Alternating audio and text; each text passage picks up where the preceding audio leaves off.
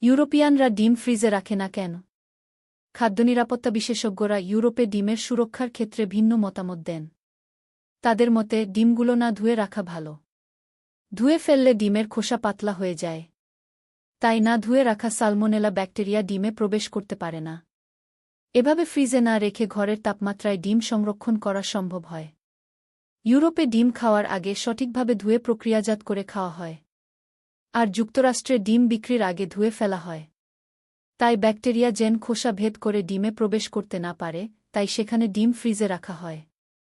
সর্বনিম্ন ৪৫ degree Fahrenheit তাপমাত্রায় ডিম ফ্রিজে রাখা উচিত।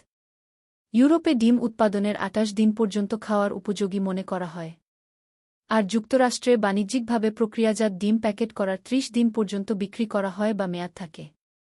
তবে ইউরোপ হোক আর অন্য কোথাও হোক, ডিম যদি দোকানে রেফ্রিজারেট না করা হয়, তবে অবশ্যই সেগুলো বাড়িতে এনে ফ্রিজে রাখা উচিত। কারণ ফ্রিজ থেকে বের করা হলে ডিমের উপর ঘনীভবন প্রক্রিয়ায় বিন্দু বিন্দু পানি জমে।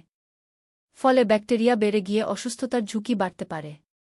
আর যদি নতুন ডিম হয়, ডিমের খোসা অক্ষত থাকে, তবে ফ্রিজে রাখার দরকার নেই। এমনিতেই ডিম বেশ কয়েকদিন ভালো থাকবে। তাই যদিও প্রক্রিয়াজাত করার পদ্ধতি ভিন্ন, উভয়ই কার্যকর।